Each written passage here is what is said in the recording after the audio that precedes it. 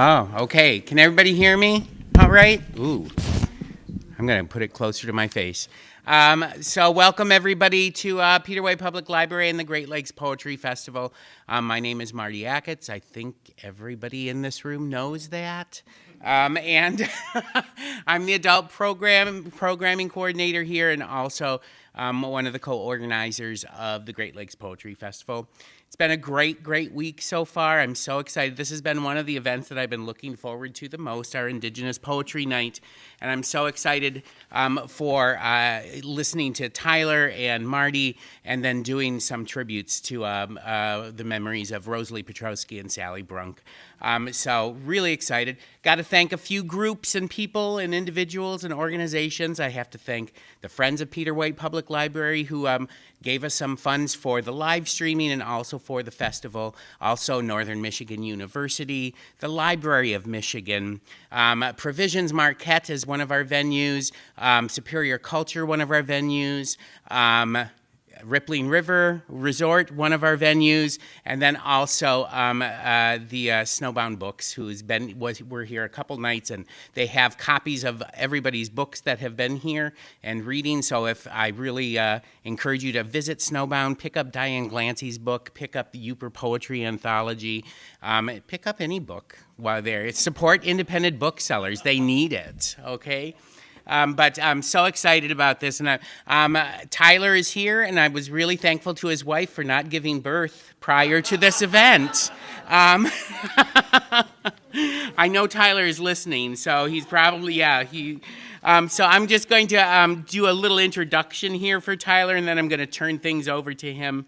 Tyler Detloff describes himself on his website as a musician and poet from the swampy delirium wilderness of Michigan's Upper Peninsula.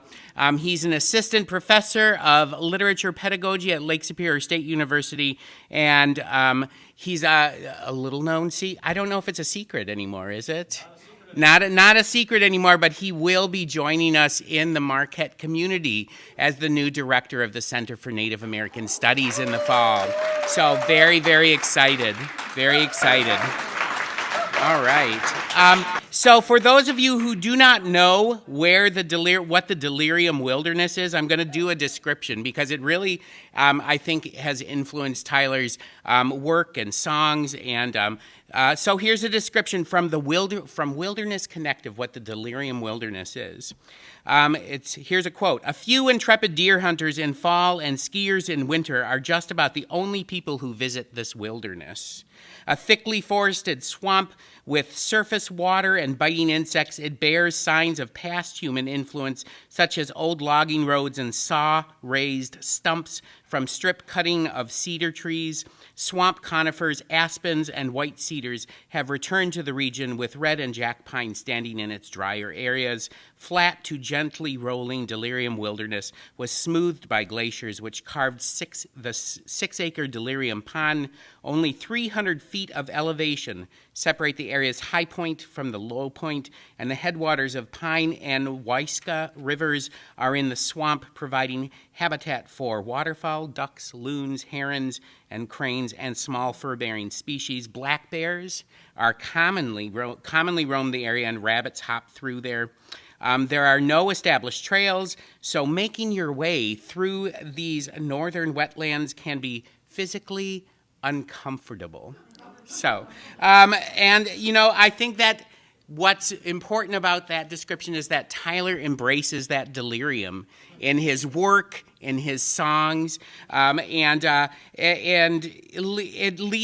work and songs lead you into the heart of the forest and the standing water and the swamps and introduces you to the deep mosquito spirit of that place.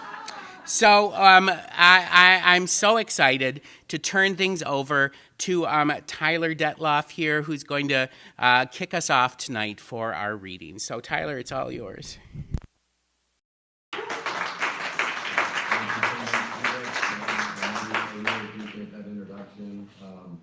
Big thanks to everyone who is contributing to the Great Lakes Poetry Festival in Marquette this week. It sounds like an incredible event, programming, and just a great chance to build community and to recognize community where it is. So I'm really happy to be part of this program, and I'll start off with some reading that might give us maybe a soft landing into the Delirium wilderness. This collection of poems from this new collection I've been working on submitting for publication. It's about chapbook length, but it's called New Loam, and I'll go ahead and get right into it. Thank you much for having me. This first one is called Carnivore. Winter bees gummed up with sap, soul mandible cartilage. Jaw a paddle, mind the moon. Cast iron shadows to bait hypothalamus. Hungry hunger eats what gets lapped. Bloodroot blooms and wobbles, everything.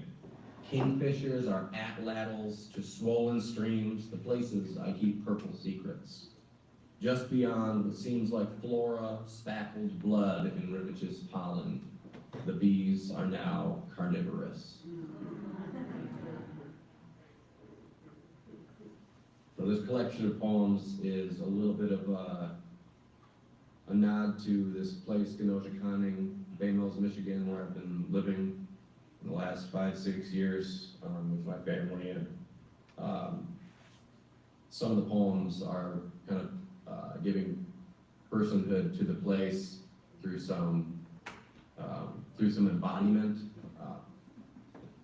And one of the first poems that sets this off in this collection is this one called Subnivian, where the speaker falls through his house and sees the dirt, the ground, the earth underneath his home. And this one's called Subnivian, and I won't give too much more explanation to poems from here on out, but I just wanted to situate a little bit of the speaker and the circumstances there. So, Subnivian. The poplar beam beneath my floorboards exploded when I jumped for joy. The precise squeak grew from whimper to purr, to howl, to roar. Floor joists plotted Subnivian zones during remodel. Loans refinanced, crawl space buckled. Dipped my shriek in ox blood and dust. Plumbers' putty fumes restrain exultations. Born to new seasons, sprung to new moons. No oxygen mask deployed, so my eyes rolled back, a new lean. I couldn't have suckled earth so dense without my floorboard's forgiveness.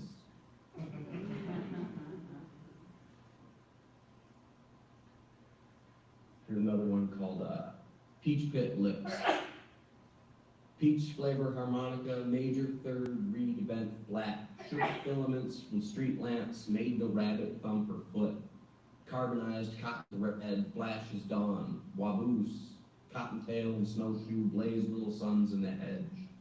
The harp went peach pit, resolved the chord, and lightning struck the air. Antlers sprouted cranium, but the devil kept his hooves. Hell stole glitter from rabbits. The blues is the place between snowshoe and whitetail, hare and buck.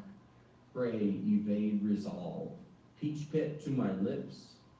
Tastes like wood, not fruit. Juices stain my chin and elbow. I am hungry. The peach tree bends hard. This next one is called Giraffe, and this is after Ada Limon, our current U.S. Poet Laureate, the 24th, I believe. Ada Limon is an amazing poet. I've been a big fan of hers for years. And the collection that she put out called The Carrying inspired this poem. And this one goes up to my, hold up, motion sensor lights. I got the lights back out here. Give me a second. We're back. Goes out to my daughter, Meadow. She might be watching. Hi, Meadow. My daughter wears a giraffe onesie, and I'm amazed those flamingo horses can stumble to a walk immediately after first breath. My daughter was pulled by the superworm moon and didn't breathe until her mother told her to make a sound. All my daughter does now is sing about hunger and springtime. She bats her blooming lashes, licks her callousing lips, and stretches her neck long toward milk and moon. Once she starts to crawl, I hope she won't forget her song. And when she stumbles to a walk, I'll be sure to sing along.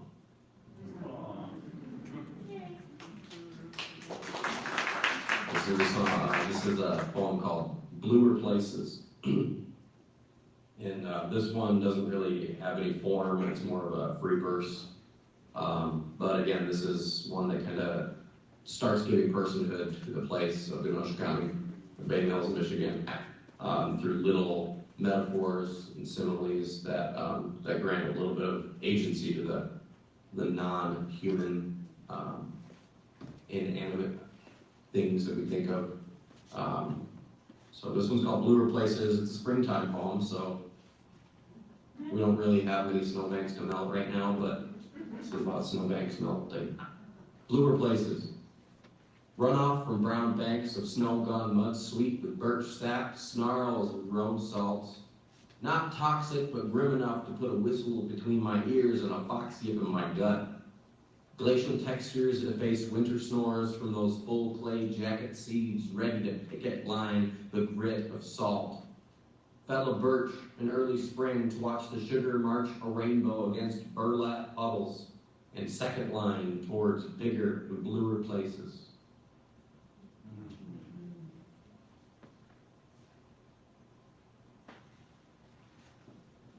Louder Lilies. And this is one of the poems that really allows the personhood of Genosha County to start to come through the poem and kind of not quite haunt the speaker of the poems, but it has some sort of connection with the speaker of the poem, and some of the personhood of the speaker becomes less pronounced in the remaining poems, and the personhood of the place becomes more pronounced. So there's a little bit more balance that is created. Louder Lilies. I could get along better without a mountain for a forehead, a ridgeline for a backbone, but each of my vertebrae is a frog burping to lure flies from the lily pads of my bare fat.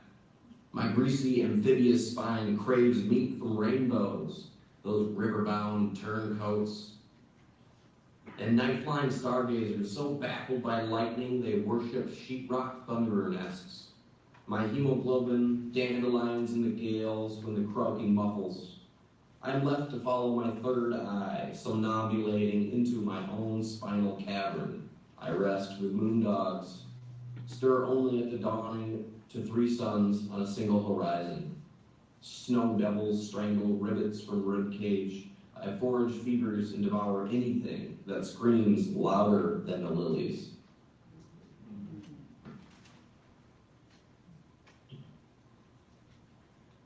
This next one is called Winter Wheat, and this goes out to anyone who's a parent. Winter Wheat.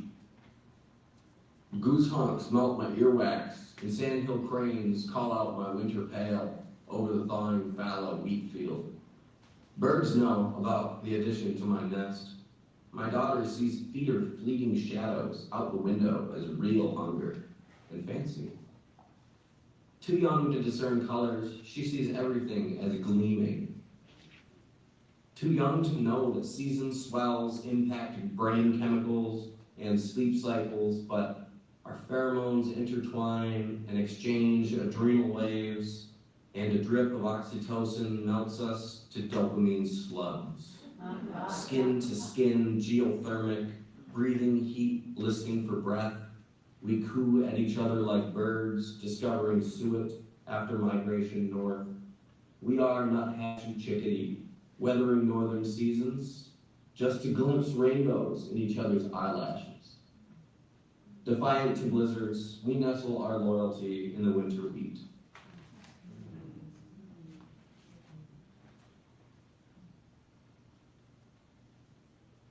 This is called Cherry Plexus. This one looks a little bit better than it sounds.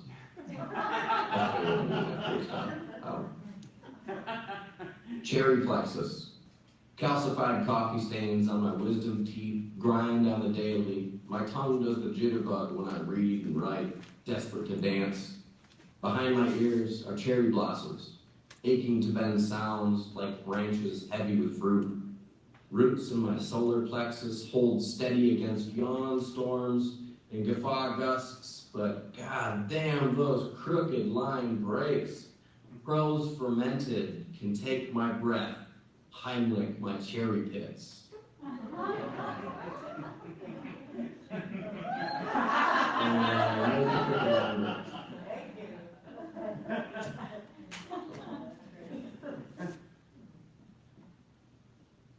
This poem is called Apples, and it's a poem that attempts to undo by reversing time through reversing legends and myths and realities. Apples. I braid my hair backward, drain deep ditch bone dry, let that mangled ancient orchard return to bayou and tundra. All the broken bottles reassemble, hard ciders soften up sweetly. Moments of clarity become years, youthful, awestruck, and simple.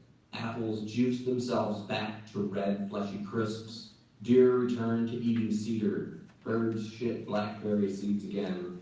Johnny Appleseed digs up every tree, walks backward in maddening rows, lets his hair grow long like rabbit ears, picks apple skin from between his teeth. His feet stumble over every fence line. Sober breath awakens wolves and buffalo. Boatloads of furs return to beaver dams. All the seeds root again, like when Sky Woman fell, but not from grace.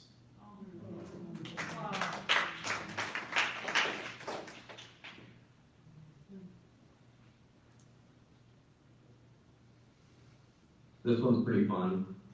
This one's called Folk Measurements, and it is a little bit of an experimental prose poem of sorts. It's more of like a block poem than it is a prose poem. But I'll show you what it looks like on the page.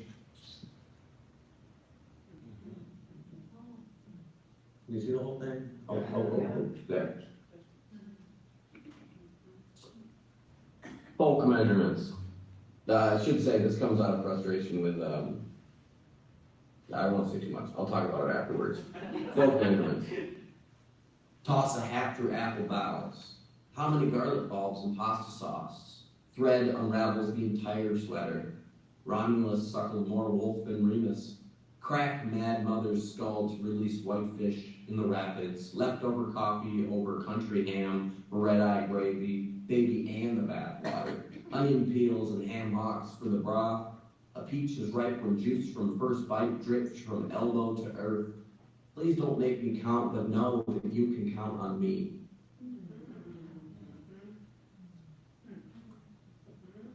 Said I was going to talk about it, but I'm not. This one's called Plastic All the Way Down. It's a nod to Turtles All the Way Down as a concept. Also, Sturgill Simpsons. Pretty awesome. But I like the concept of Turtles All the Way Down and the stories. Thomas King has a wonderful story in one of his books, which is a collection of lectures.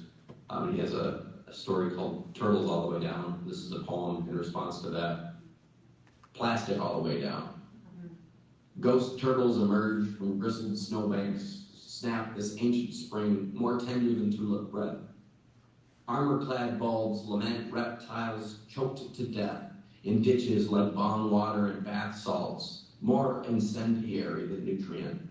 Shell-shocked critters turn over, liturgical surrender to buzzards, invert Promethean teachings in keratin, dream of sinking to a new place to rot, hopeful to be never extracted, to be one of the turtles all the way down. Well, it's a little bit of a climate crisis, anxiety poems. We'll go ahead and shift into one of my favorite birds that returns to the swamp every spring. I'm always elated to see this bird and to get a visit from this bird, the heron. So this one's called Heron. Serrated yucca spikes in flight vacuum every sound from marsh to delta, cracked clams with searing eyes. In her throat is aloe, poultice made flesh, a baritone death wish. All the king toads loan their songs where the heron gapes her crooked neck.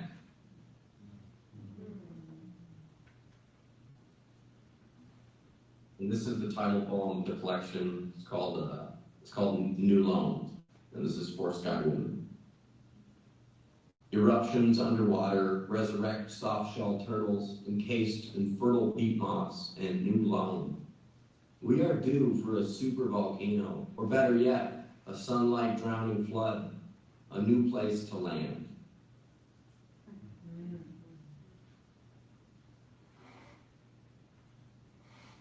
A few more from this collection I'd like to read. This one's called Headspace. And it comes from the Denary Wilderness, so you can kind of guess what it's going to be. Headspace. Bird feeder empty, suet cage greasy. Oof. My eyes are wet, ligaments buckle. My breath is somewhere in this haystack of a body, a hollow needle searing, sanitized. My headspace is a canyon filled with foreign empires. The native birds never fled.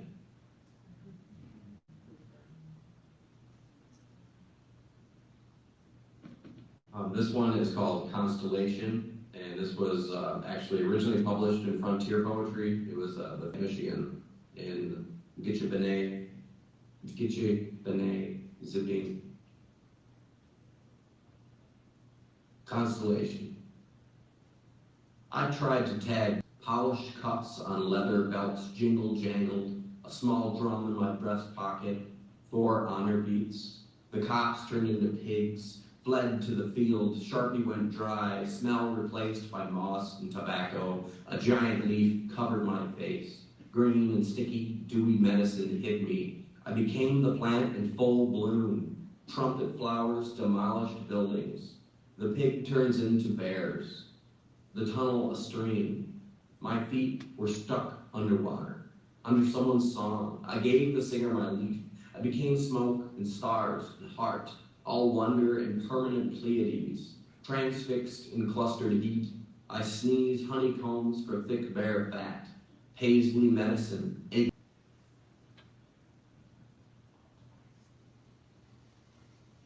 This one is a little bit more of a dream poem, which I don't know, if you're gonna pick a dream poem, you gotta pick a good one. So this is my dream poem that I think is a good one, called Copper. The first 2 words of this poem are Jacques Derrida, so that might give you a heads up on how strange it gets. Jacques Derrida he makes 2 appearances in this poem. It's kind of haunting this dream. If you've ever read Jacques Derrida in grad school or not in grad school, either way, if you're pressured to understand Jacques Derrida, they'll probably haunt your dreams. This one's called Copper. Jacques Derrida haunted my copper dream, where I careened into this realm, eyes black like no gumballs are colored. My voice screamed all Wilhelm and Muckwa. I slithered like a fish in lightning-struck stream. My eyes agape like gumballs before nod to flavorless paste, pennies pocket-bound before tasteful crank, iron ore in caves before the mine and forge, glass without shine before sand set ablaze, my own fingers wound-juiced before touching my tongue, before I learned to taste the grief, glassy and vibrant, before the rapids ever fell between 2 great lakes. There stood Derrida, parting 2 inland seas in a valley of black gumballs, licking his fingers, counting his pennies, putting copper back where gods belong.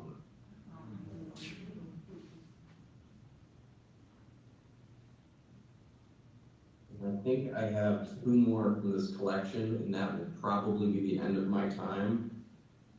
I think I'm right in saying that.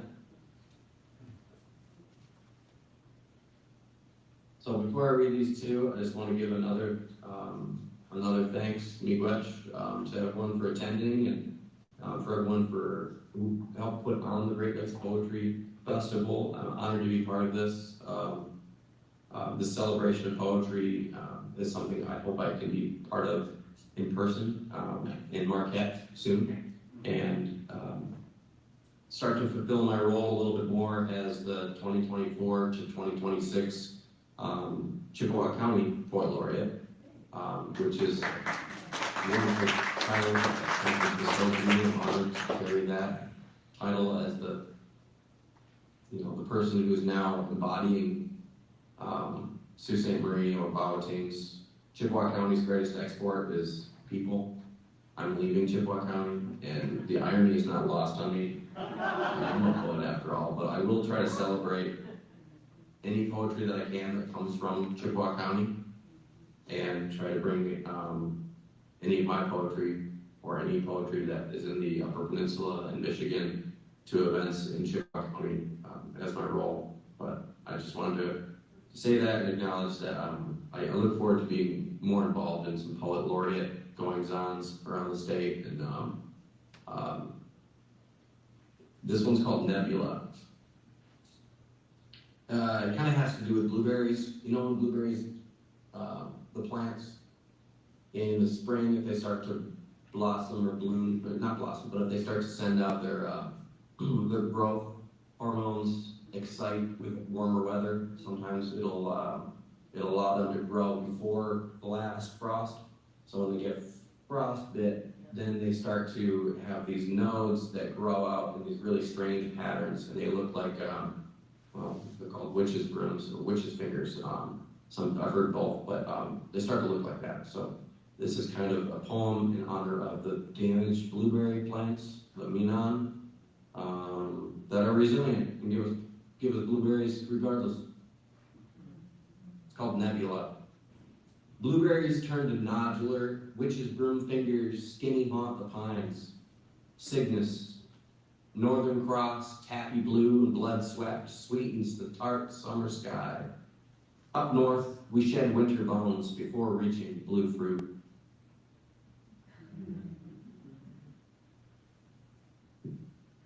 I have one more poem. I think this will be my last poem. Marty, am I right in saying that? This will be my last one. Yeah, you're good.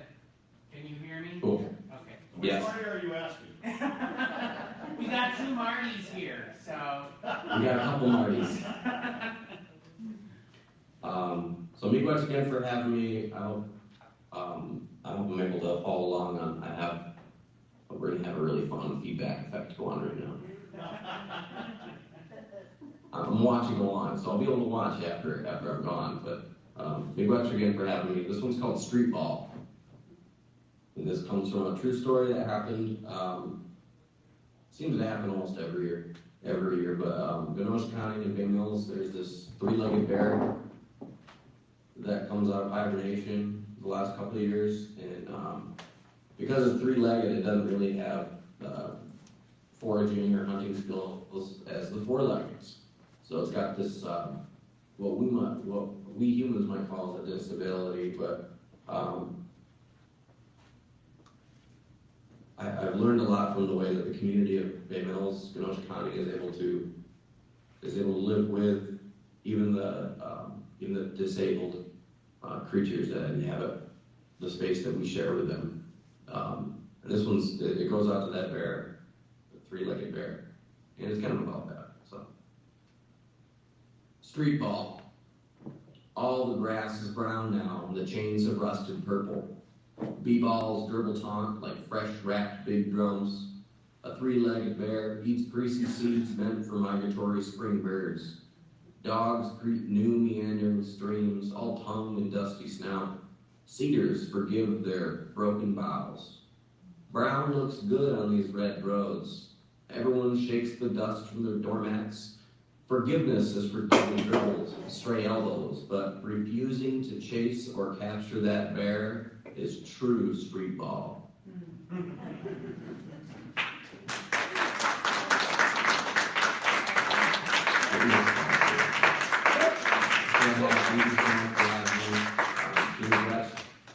And I hope you have a wonderful rest of your program, a wonderful rest of the Great Lakes Poetry Festival week there in Marquette, Michigan.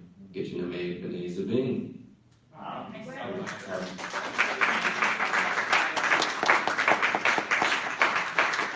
Thank you so much, Tyler. It was really wonderful. And yeah, stay tuned. I'm going to hand my computer off to somebody else, but I'm going to end the meeting and you can watch the rest without the reverb. All right. See you later. I'll be. All right. Just a second. This is the technical side of things. We're going to use the screen a couple more times here. But our next reader is Marty Reinhardt. I don't often meet other Martys. In fact, you're the only other Marty I know in the area. So I always feel a kinship with Marty. So you probably, most of you know Marty, but I'm just going to give a little introduction. So Marty Reinhardt is an Anishinaabe Ojibwe citizen of the Sault Ste. Marie tribe of Chippewa Indians from Michigan. And he's a tenured professor at the Center for Native American Studies at Northern Michigan University for a few more sessions. He is retiring, so he has earned that greatly for all the hard work that he has done. He is the president of Michigan. I don't know if you still are. Are you still the president? Maybe this is old. I don't know. I'll go through this, and you just say yes or no. Okay? All right? So here we go. He's the president of the Michigan Indian Education Council. Yes, as of last week, no, as of this week. Okay. And he's the lead singer and songwriter for the band Wawayaya. That's still a yes. Okay, good. His current research focuses on revitalizing relationships between humans and indigenous plants and animals of the Great Lakes region. He has taught courses in American Indian education, tribal law, and government and sociology, and he has a PhD, I'm sure this hasn't changed, in educational leadership from Pennsylvania State University, where his doctoral research focused on Indian education and the law with a special focus on treaty educational provisions. Marty served or serves as a panelist for the National Indian Education Study Technical Review panel. Oh, wow, okay. I'm doing good. I'm batting 100 here. 500, maybe 1,000, we'll see. And as the primary investigator for the Decolonizing Diet Project. He has also served as the chair of the American Association for Higher Education, American Indian Alaska Native Caucus, and as an external advisor for the National Indian School Board Association. He also holds a bachelor's and master's degree in sociology. So please join me in welcoming my fellow Marty to the stage, Dr. Marty Reinhardt.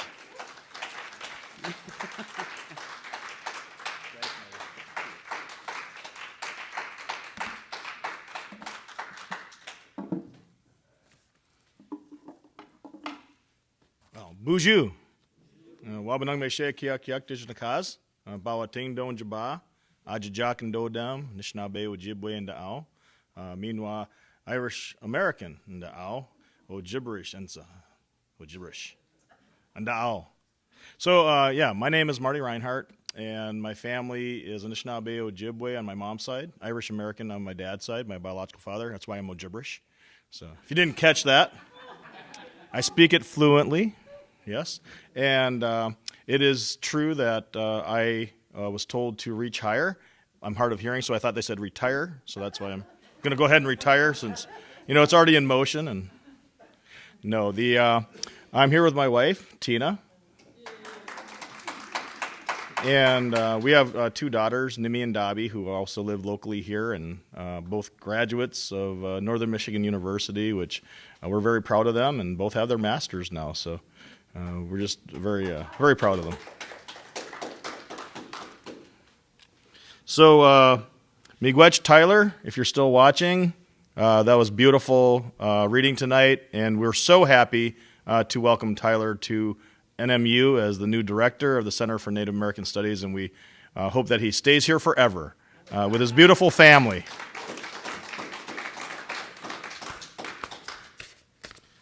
So I thought I would start off with a poem that I wrote called The Great Flood.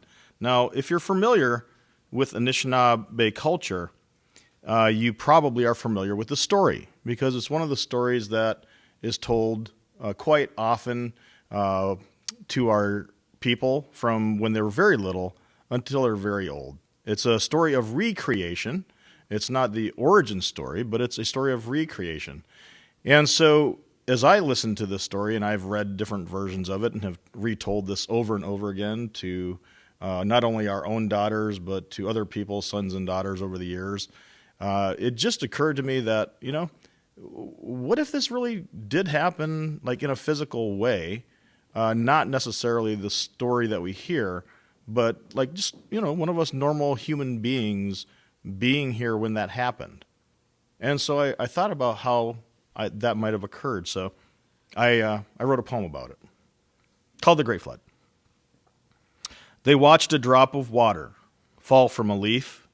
It made the smallest splash in the puddle beneath. They heard a roar of thunder under a clear blue sky. Then the world around them began to rush by. They were caught in a current like so many things. When they finally surfaced, they'd lost everything. After what seemed like forever of swimming through debris, they grew cold and tired and climbed up on a tree. They slept on the log, and when they awoke, there were others there with them, trying to stay afloat. They were surprised to see a deer, an eagle, and a bear, all clinging to the tree that they all had to share. They floated there for days and were joined by a lynx. A wolf climbed aboard, then a muskrat and a mink. They tried to keep their distance, but the tree was overcrowded. The wolf began to growl, then the bear growled even louder. None of them got thirsty. There was plenty of water to drink. But they were all cold and hungry and hadn't eaten in a week. As the humans began to fear that they would be forever lost, the muskrat dove in and came back with muddy paws. Then off in the distance, a tiny island appeared. As they paddled closer, a turtle swam near. One by one, they left the log and swam over to the land, and the humans drew a circle on the island in the sand. As the water receded and the land began to grow, the humans said some prayers and gave thanks to Kichimanadu.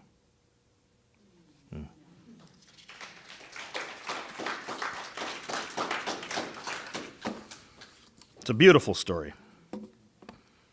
And, that's, you'll hear it told different styles. I love hearing it in Anishinaabemowin. If you ever watch the Wasa and Nabada series that they put together, it's about Anishinaabe culture. And it's all in the language, and it's interpreted below in English. Very nice. So this one is actually in honor of my similarly named friend, Marty. Because Marty, if you guys don't know, is a big fan of Sasquatch. And so Marty and I have talked about this over the years. And, we have as Anishinaabe people, not necessarily Sasquatch, but we have something that's called Bugujinine. And Bugujinine is essentially, it translates to wild man. And so that's what this poem's about. And a couple years back, I don't know if you guys were around when Marty had people try to write a little poem. He had a poetry workshop. And so knowing that he was very inspired by Bigfoot, I wrote this poem. And so it actually goes along with a song. And I'm a big fan of Jim Morrison. You guys, any Jim Morrison fans? The Doors? So, I think that when I was a kid growing up and I heard Jim Morrison be called an American poet, right? Or the American poet, he's the one. And I thought, well, geez, it's all lyrics. And then I thought, well, so lyrics can be poetry, poetry can be lyrics. So a lot of my lyrics are songs. And a lot of my songs are poems. They are inspired by my poems. I write them as poems first, and then they become songs. So anyway, this is a poem and a song. Bugujinene. Is the wild man banned by the rubrics and edicts of hegemonic institutions? By the beliefs of allegiance to the grand illusion? From the theories and the methods of scientific investigation? From group discussions, projects, and conference presentations? Is the wild man allowed to speak in the courtrooms and chambers of the democratic society, in the break rooms and stock rooms of corporate properties, on the stages with sages of popular culture, with sanctimonious priests upon holy altars? Is the wild man waiting beyond the fears and worries of the lost and lonely, beyond the continuous distraction of countless if-onlys? In the woodline just behind city limits, in the spaces in between, around and within it?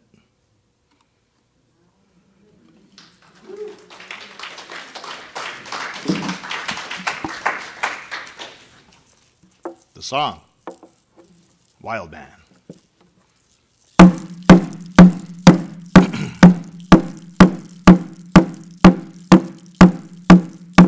Yo hey hey aha, yo hey hey aha, yo hey yo hey hey aha, yo hey hey aha, yo hey hey aha, yo hey hey aha. We'll put a chain in there in the city. Been living here for far too long. Let's go now, and there's no reason for what you're feeling by being lost in your thoughts and visions. Yo hey hey aha, yo hey.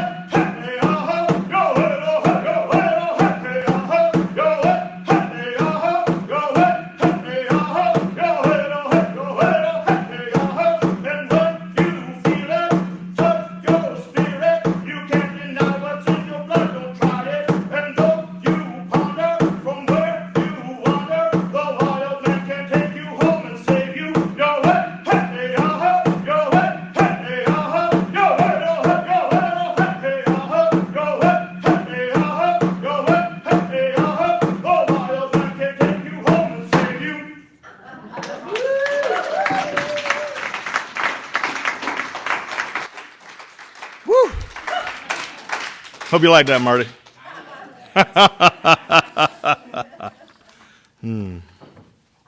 That's a fun one. First time I sang that song, I was on my way back from Wisconsin. I was working in Wisconsin. Tina and the girls were living back here, and Tina had started working back at Northern Michigan University. I was commuting from Wisconsin back to here because I couldn't find a job to save my life in Michigan at the time, close by.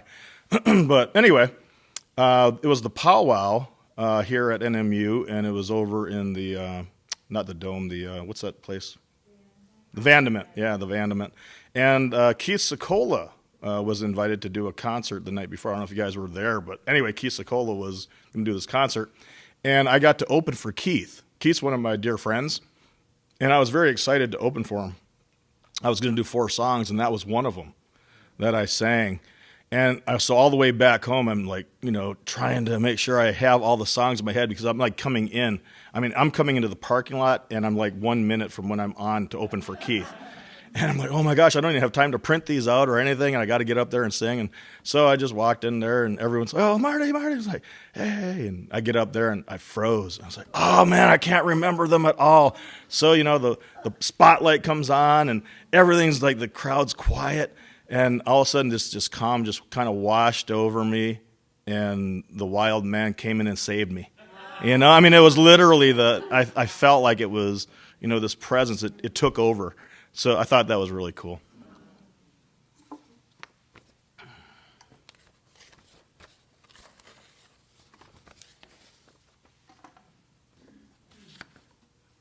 So this next poem is called Saved from Our Savage Ways. And there's an awareness, a growing awareness of the boarding school experience here in the United States and in Canada, and in other parts of the world, by the way. Australia, the rabbit-proof fence, some of you guys might have seen that.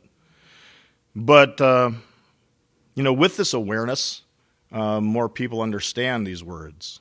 It used to be when I would talk about this, it was like a whole semester having to explain what the hell happened and how this could possibly be part of our history here in the United States. So, as part of my experience out at Penn State in my doctoral program, our group, there was about 8 of us who were Native students out there in this, the oldest American Indian doctoral program in the United States, and we were there, 8 of us. That started in 1971, and we were part of this, the current, at that point in time, late 90s. So one of the things that we did together was go visit the Carlisle Indian Boarding School, the first federally funded Indian boarding school. And, we knew the presence in history. We'd read about it. We had, talked about theories, outcomes, everything that happens as a result of boarding schools. But we'd never been there. None of us had ever actually visited the place. And so it was something of a mystery to us. We had a lot of feelings about it before we got there. So this poem here is about that experience, and I'll talk more about it afterwards. It's called Saved from Our Savage Ways. Saved from our savage ways. They use their schools as tools to teach, to preach, to reach into our deep beliefs, to change our hearts and minds, to redefine our kind. They taught us how to pray their way, to see their demons, to be afraid of our ancestors' graves, which they dug up for cranial measurements and DNA. For archaeologists to display in some museum showcase in a far-off place. They cut our hairs to match theirs, military clothes, esprit de corps, took our picture after and before, made us look like Europeans, Americans, so the public could understand how they'd killed the Indian but saved the man. Time after time, rhyme after rhyme, they beat their beliefs into our lives, made us forget who we were, our native words. We felt so bad inside that we'd run away and hide, and sometimes we'd even commit suicide. And then they sent us back to the res, alive or dead. If we were lucky enough to survive and make it home alive, we could tell our families how we were taught to read and write, to act like the whites, how we'd been taken away, beaten and raped, and saved from our savage ways.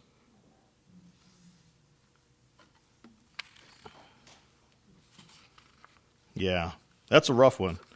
There was a point in time when I would read this poem, and I couldn't get through it. Just couldn't do it. And eventually it made its way into a song. It's one of our very somber songs that we sing as our band, Wawiea.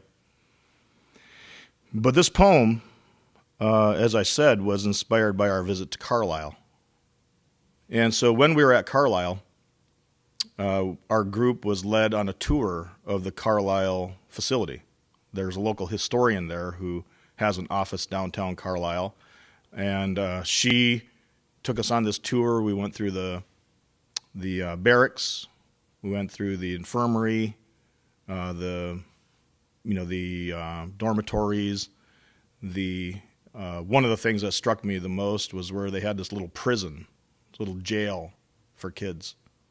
A frickin' jail for little children. Dark, bars, cold. I just can't even imagine what the hell they were thinking, and anyway, it's just terrible. But the thing that struck me the most on our whole tour was the last part of the tour, when she brought us by that little graveyard. And these are little white stones lined in the cemetery rows.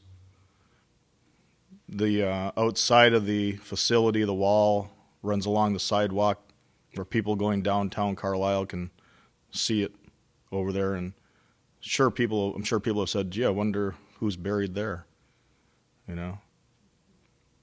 And as we walked through this little iron gate, and we walked up and down these rows, my friend Kathy Campbell, she said, Marty, we need to take those little American flags off of their graves. Someone, I think it was the Boy Scouts, had gone through and put little American flags on all the graves. And I don't know if you guys knew it, but American Indian people weren't even citizens when a lot of these kids died. So we respectfully gathered the flags and set them off on the wall surrounding the facility. And then Kathy and I went across the road to a drugstore and we bought bags of candy. This is what always messes me up. And so we went and we put little butterscotch candies on each of the graves. And after we did that, I was walking out and tears were just rolling down my eyes, and I could feel those little kids reaching up and holding my hand. So I just couldn't express what was happening, and people were looking at me, and I just, had to walk away. So I went back to the hotel that night, and I couldn't hang out with people, but I did get my pen and paper out, and I wrote that poem, because that's what had to happen. I had to have that way to say what I was feeling. My mom was a boarding school attendee. Her brothers, her cousins, many people in our community. My grandfather was also a boarding school attendee. And that's 2 generations of a nuclear bomb going off in our family.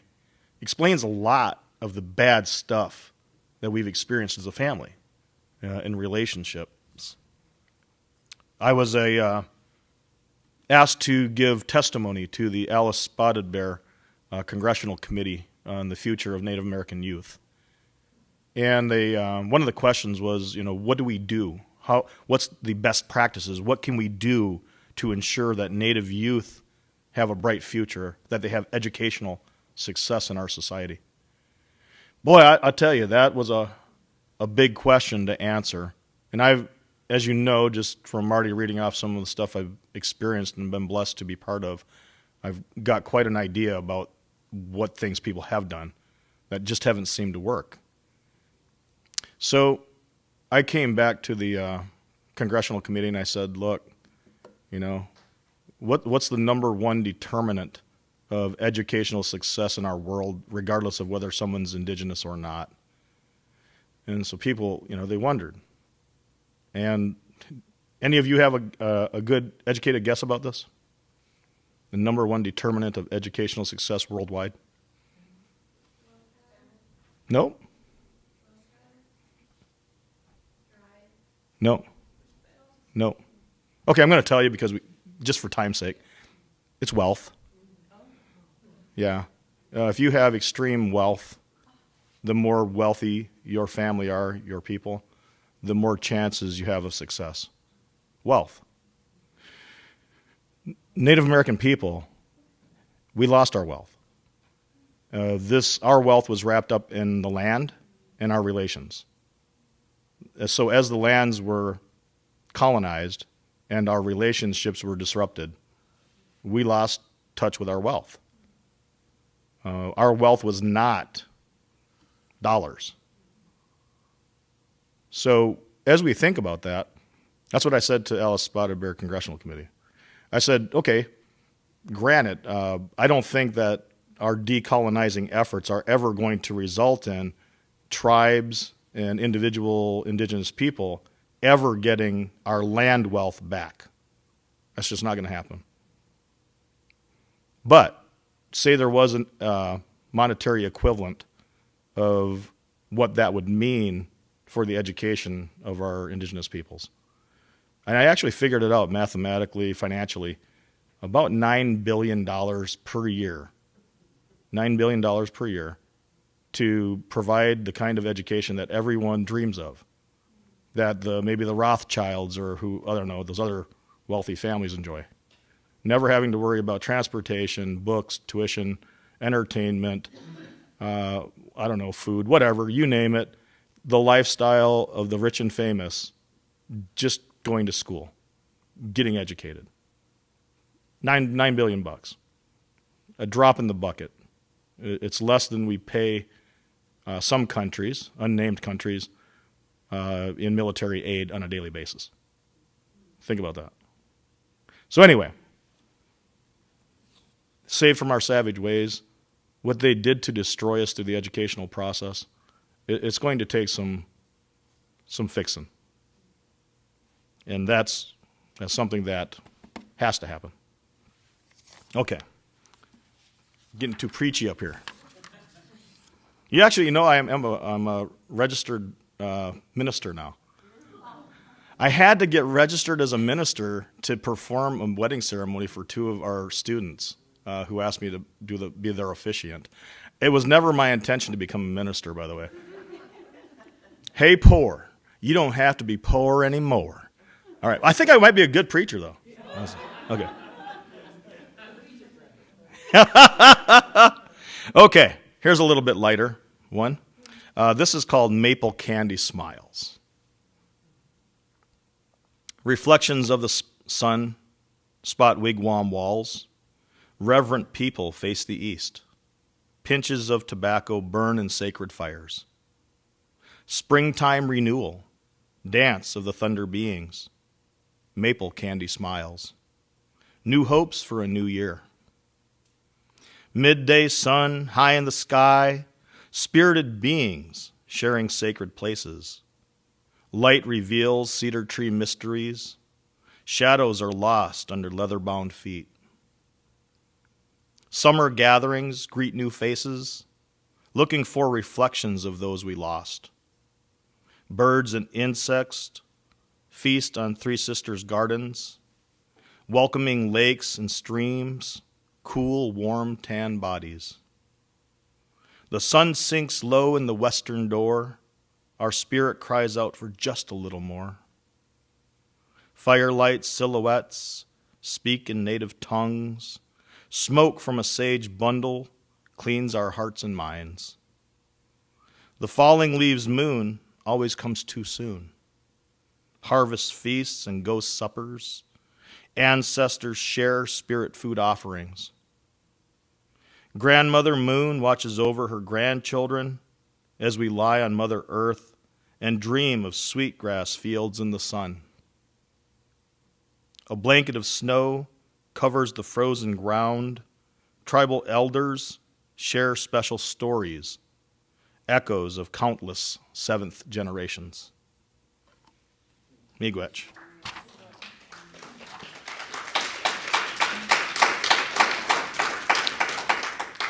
Marty, do we have time now or later in the agenda to show people a new book that we just finished?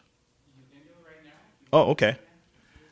So Tina and I and Dr. Judd Sojourn, first speaker teacher Kenny Pheasant, and advanced language learner Carla Osalmik and Reese Carter collaborated on developing this book that we call Nanabuju in the Longest Winter.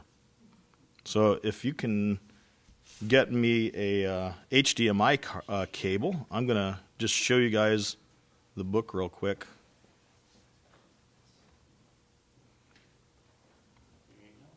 Miigwech.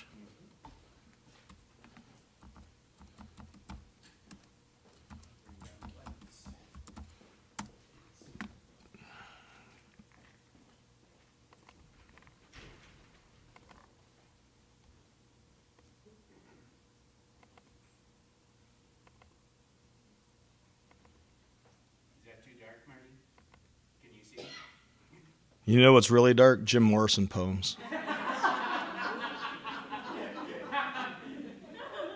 No, I think I'm okay.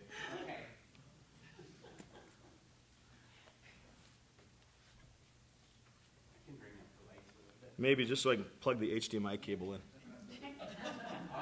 There we go. Okay.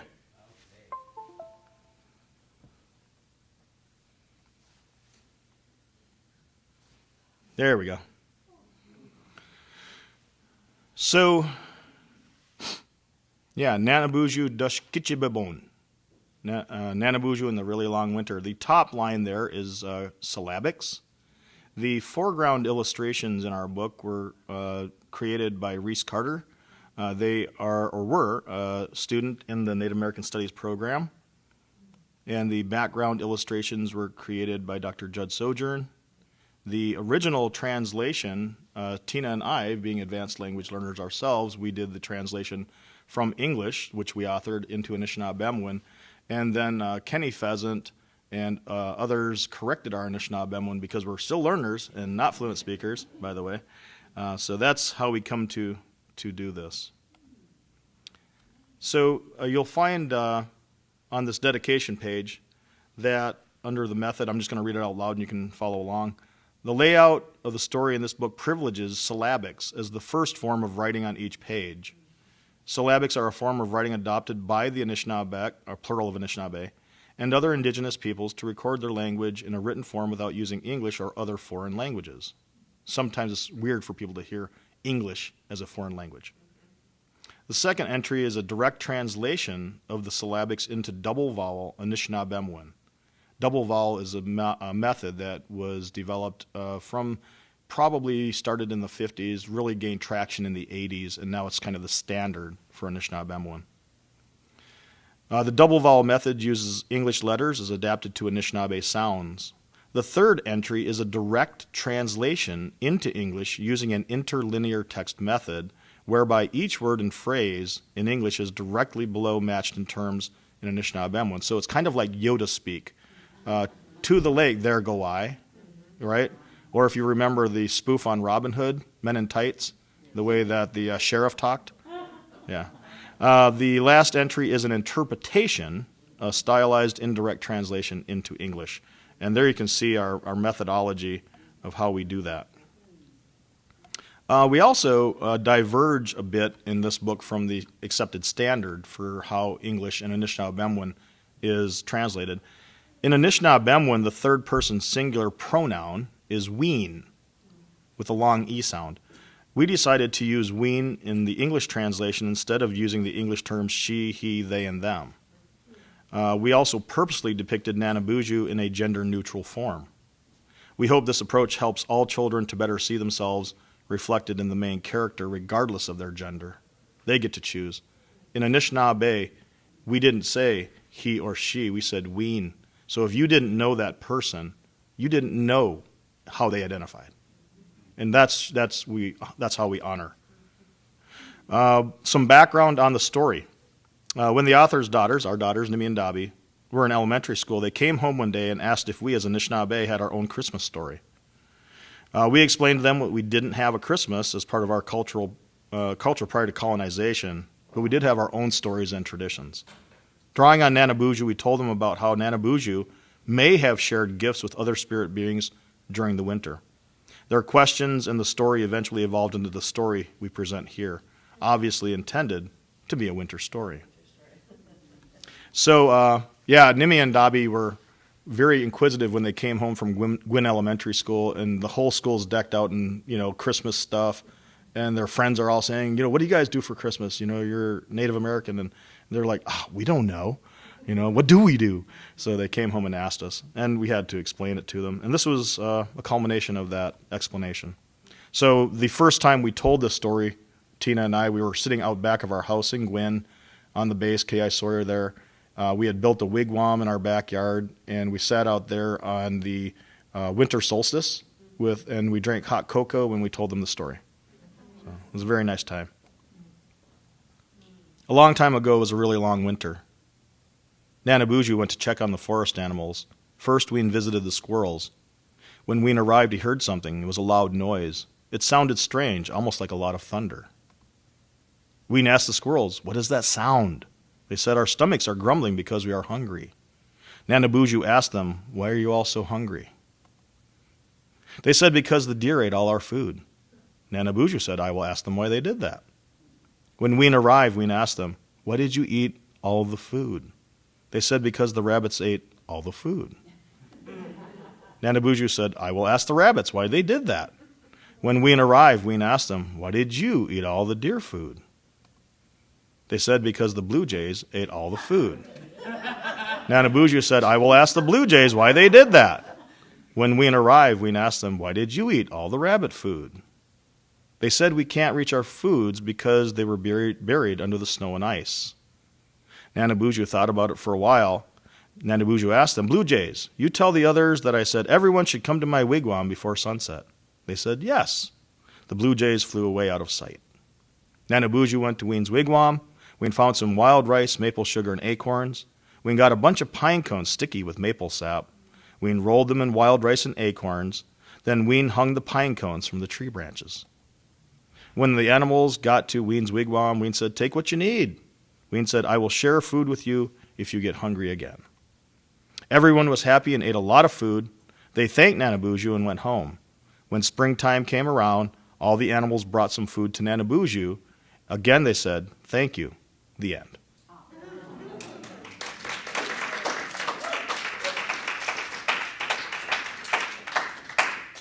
Okay. Miigwech.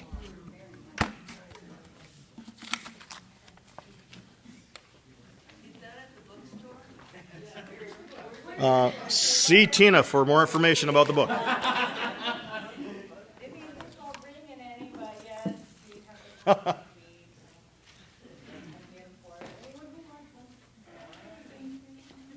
Thank you, Marty. All right. So now comes this part of the evening that we're going to honor the life, the spirit, the memory, the words of two wonderful poets who we lost in the last couple years. The first one that we are going to honor is Rosalie Sonara Petrosky.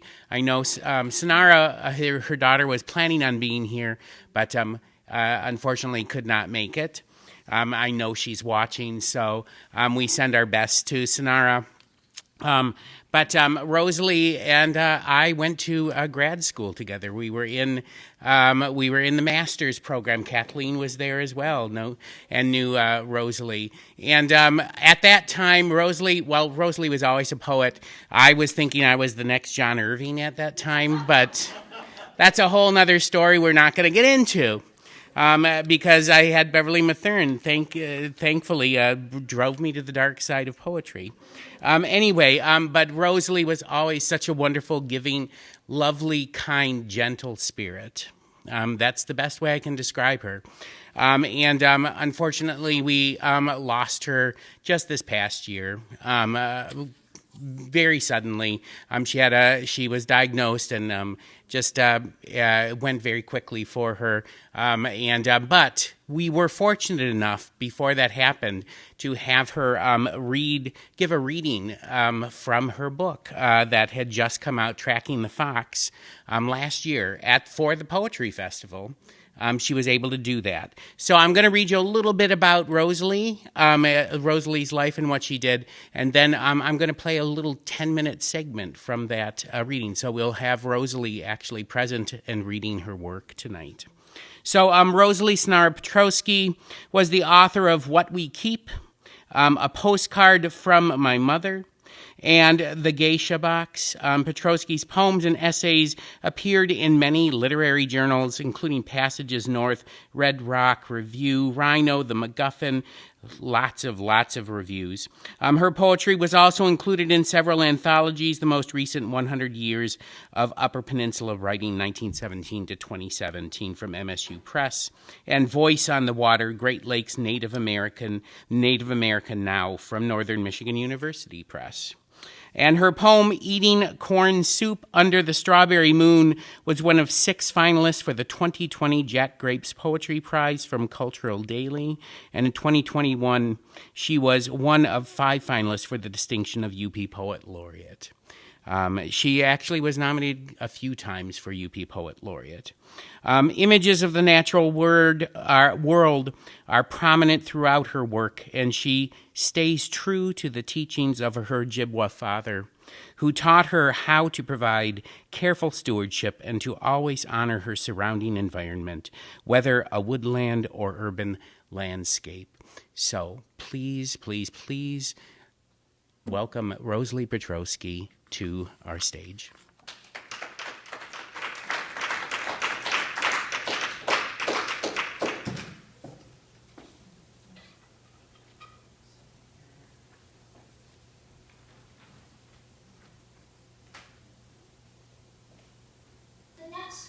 Is a poem called Ice Storm, and it was another poem about when I was living. Actually, we were living in Escanaba in a mobile home on Portage Point. So it was another place I lived when my dad was working, he did carpentry work also. So he was doing some carpentry work. So this is Ice Storm. Ice cracks all night on the lake, and rain freezes upon branches until they snap. As I lie in the dark, I can hear them falling. Loud explosions, then silence. One hits our trailer roof, startles the cat sleeping across my knees. Howling, she scrambles under my bed while I wait for the cave-in, but nothing happens. Pulling my splayed palms from my face, I hear my parents' murmurs. Father tugs on boots and pushes the door open. Its jalousie window lets in bursts of cold air as the panes rattle. Go back to sleep, dear. Everything's okay. More than 30 years later, awake at 3 a.m., I listen to the shotgun staccato of tree limbs grazing electrical wires and tumbling down, barricading the street in front of our house. The dog sleeps, my husband sleeps. I kick off the covers and wait for Armageddon. Shivering in my bare feet and robe, I stumble to the front window where I see red lights flashing over the snow. Everything is dark and bright, blue shadows on white, the sky a metallic gray, portending further devastation. No one to comfort me, not here, not now. In the morning, boughs from the white pines scatter throughout our backyard. One limb has sliced the fence, bending metal to the ground.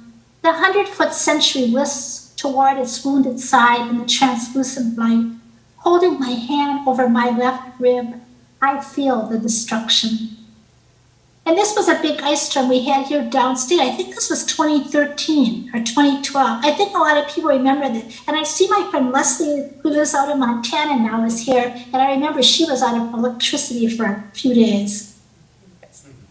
Hi, Leslie.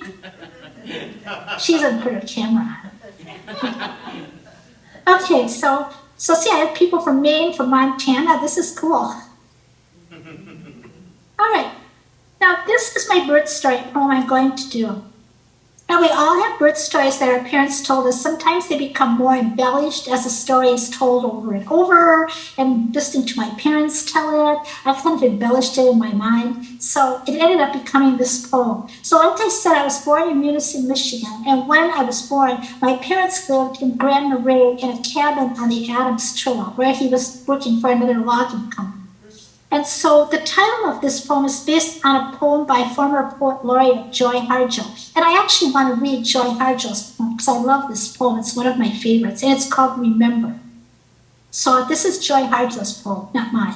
And I think she was really young when she wrote this, if I remember from reading in her biography, or her autobiography that I read.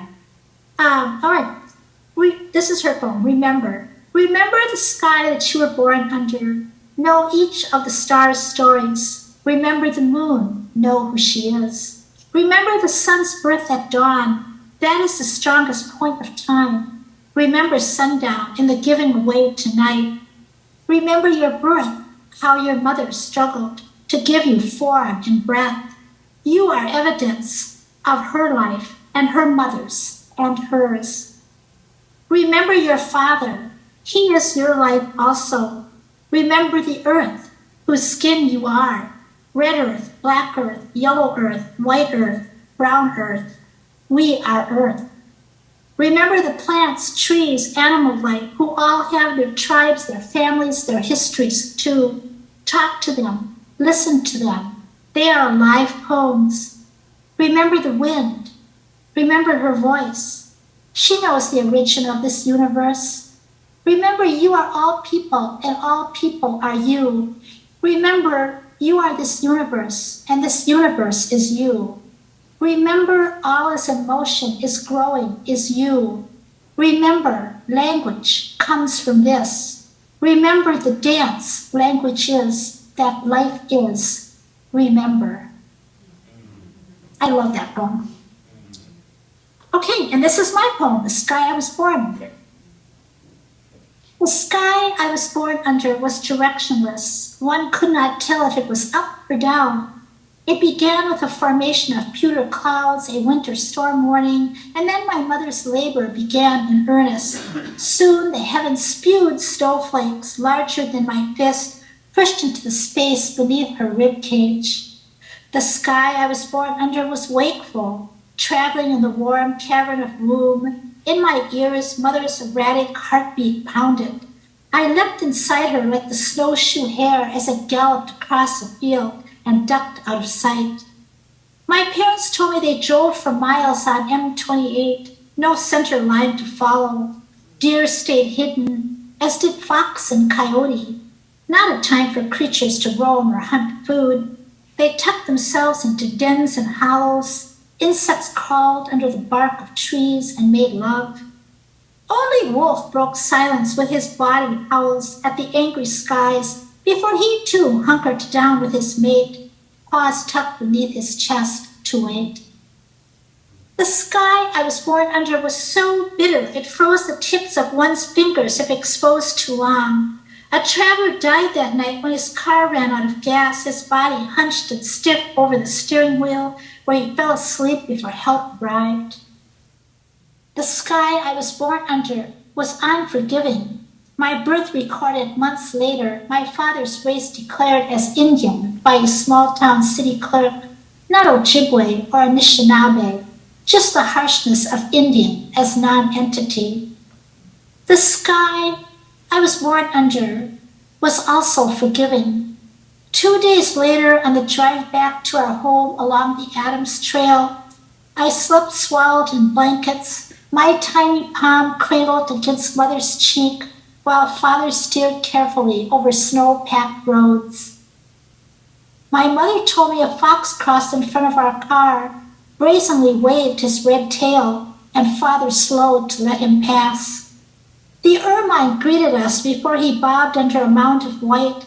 Beaver slapped ice from his tail at the river, and a migrating flock of snowy owls landed in a nearby birch and watched us with their wise eyes.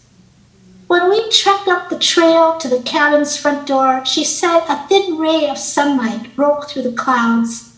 I wailed for the first time, my voice ricocheted in the stillness, and all the forest creatures paused to listen. I had quite the imagination. And this is actually my closing poem. And this is dedicated to Sonara. And when she was at MSU College of Law, she called me up or sent me a message one night that said, hey, I signed us up for a basket weaving workshop. And so the workshop was taught by Kelly Church, who was a fifth-generation weaver. And so I wrote this poem to commemorate the occasion. I still have the flyer. There's the flyer for the workshop. I still have the email. And I have the basket. Sonara, do you have yours?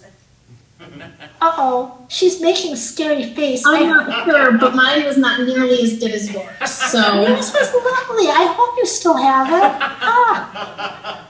Okay, black ash basket. My daughter and I weave black ash strips over, under, dip them in water to keep each pliable. My fingers smell like soil, like tree. Side by side, our shoulders brush, our hands grow tired from pulling each section taut. We take our place amongst generations of Ojibwe women who sat in circles alongside sisters, mothers, aunts. Although we wear jeans and sweaters, and when we break for a meal, we go to a cafeteria to fill our plates with fried rice and fortune cookies from the Chinese vendor. Our teacher is a fifth-generation weaver. She keeps us on task, sets the rhythm over, under, My fingers smell like fiddlehead ferns, like work. My daughter hums, breathes softly, our elbows touch. She is proud of her creation. We shape the weave gently between our palms so the baskets keep their form, then over, under, over, under. My father's mother is our blood link. Was she a weaver too? Do we have her nose, eyes, or high cheekbones? We'll never know. My fingers smell like sweetgrass, like memory. Our forearms touch as we reach for the last strip of bark, over, under, over, under. We are almost finished. Born on Sugar Island on the 4th of July, my father's mother, Helene, died at 42. No grave marker mentions women like her. Her children left motherless, a name on a census roll. Ancestral pain runs deep in my veins, in waves like the big lake, Ichigami. It floods in my heart, in my daughters, that lake of our births. But unlike those before us, we shall let our voices be heard, rise to speak the rape and desecration of our past, and we will weave power into our baskets, place within them flowers, pebbles, beads aglow with light. After the workshop, we admire each other's handiwork, exclaim over perfectly woven rows. Smiling, we pose for a picture. Our fingers smell like cedar, like hope. Thank you. Please the basket.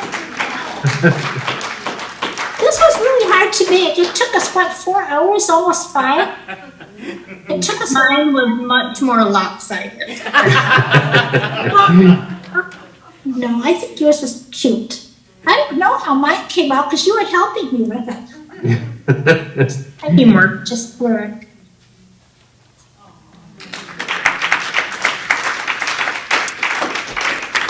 So that was Rosalie, and she was really a remarkable individual. So, and she's with us tonight. The second person we're honoring tonight, I have a personal connection to as well, Sally Brunk. She was unfortunately for her, she was in the first class I ever taught in my entire life, a freshman composition, right here at Northern Michigan University. She was one of my students. Yeah, when you teach so many classes, people stand out for various reasons, some that are really terrible students, some that are really great students. And here, I never forgot Sally's first essay that she ever submitted. It was so beautifully written, and it was an essay about how she wanted to get her hair cut. And she talked to her grandmother about it, and it was this conversation about her grandmother telling her about not getting her hair cut. And it just stuck with me, so beautifully written. And I remember telling Sally, when I met with her about the essay, I said, Sally, you are a writer, and you have to keep at this. And thank God she did. I don't think it was because I told her to do it. I just think it was in her. But Sally was a remarkable individual, and she grew into a remarkable writer and poet as well, and one of the most generous and loving souls that I've ever met in my entire life. I'm going to read you a little bit of her biography, and then why don't you start we got some pictures here of Sally so that you can see them as we're. We'll bring them down a little bit so you can see the pictures while I'm talking, and then we'll leave the pictures going while Marty is up here reading Sally's work as well. So Sally Brunk is Bear Clan and the youngest of 8 children. She was born and raised on the Keweenaw Bay Indian Reservation, and she credits Northern Michigan University and Michigan Technological University in her educational journey. She enjoys writing short stories and poetry centering on the bond of family and the Anishinaabe way of life. Her work appeared in Sail, Sea Literary Magazine, Sinister Wisdom, Moccasin Telegraph, and Quiet Mountain Essays. She was recently published in the anthologies Sharing Our Stories of Survival, Native Women Surviving Violence, and Voice on the Water, Great Lakes Native America Now. And she has her own book of poetry titled The Cliffs, Summer Soundings, with paintings by Jim Denome. So please welcome back to the stage Marty Reinhardt. He's going to read 3 of Sally Brunk's poems for us.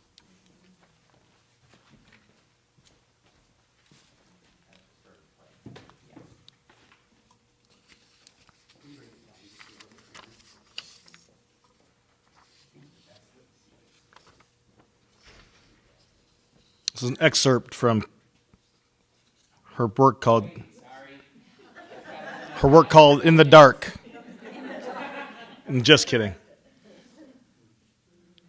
Let's do this again, and then I'm going to bring this down just a little bit. This is called KBIC. The enemy has already invaded our lands. This time it is not the white man. Instead it is called alcohol, drugs, abuse, and poverty. It is the loss of language and culture. It is the loss of life and history. There is a call going out for our Ogichida and Ogichida Kwe to defend. We need to run for our stronghold, fight tooth and nail for what we have left, take back what is ours. Those members we witness that are losing the substance fight, we need to fight and save those warriors. Use that love, strength, and togetherness. Use our gentleness, our kindness, everything that encompasses what we are to battle our enemies. May our forces be many.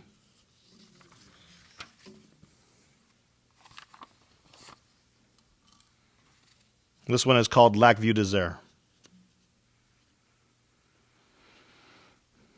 This road fills my dreams. Mother says it's 9 miles long, full of twists and turns. I can close my eyes and remember every curve. Grandfather Frank Brunk Sr. walked this road every day. Father Al walked it with his siblings to get to school. This road connects Waters Meet to the old village. When I visit this place, I offer tobacco to the ancestors and my relations who have passed on. This sacred place where Father was born and raised, where my relations are buried and now rest. I dream of it when I miss Dad the most. I wonder what the village was like when he was young. This place is where the eagles dance and connect with the Anishinaabe. This place is close to our hearts.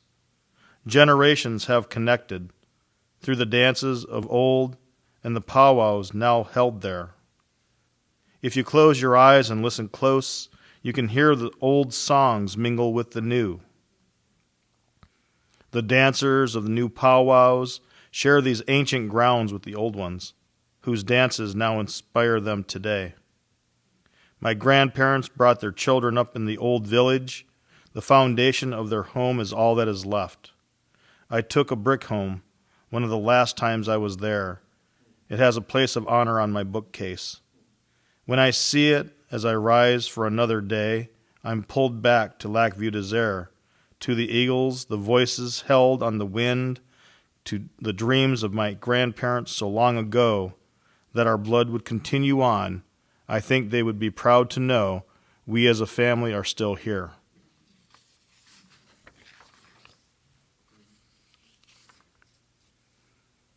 And the last one. The ritual of fry bread.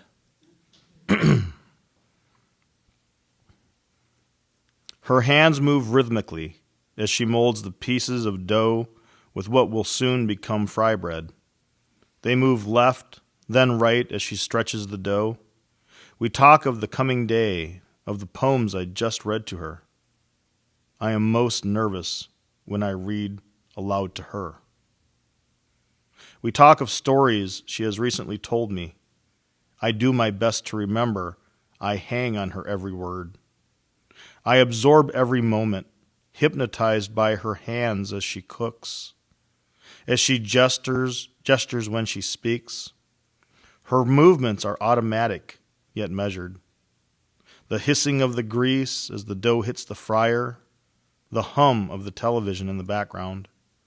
I smile because these times, these sounds are so special to me, so different, yet so familiar each time they are played out.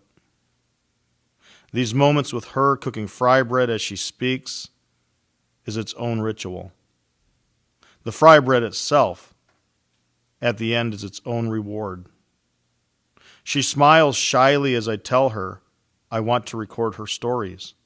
We tried once, and she froze as soon as she looked at the recorder. We laugh as I tell her, next time you'll never even know if I have one. Conversations with her are so easy and comforting. Mama has knowledge, stories, and memories. I want to record every one. The chance for that with my father was taken from me. Cancer took him from us 11 years ago. I will not lose this chance with my mother. So recorder or not, I listen. Sometimes we laugh. Sometimes tears are involved. All conversations are healing. I will close my eyes and embrace what she has given me. I will be thankful for what we share. Chi miigwech ni mama.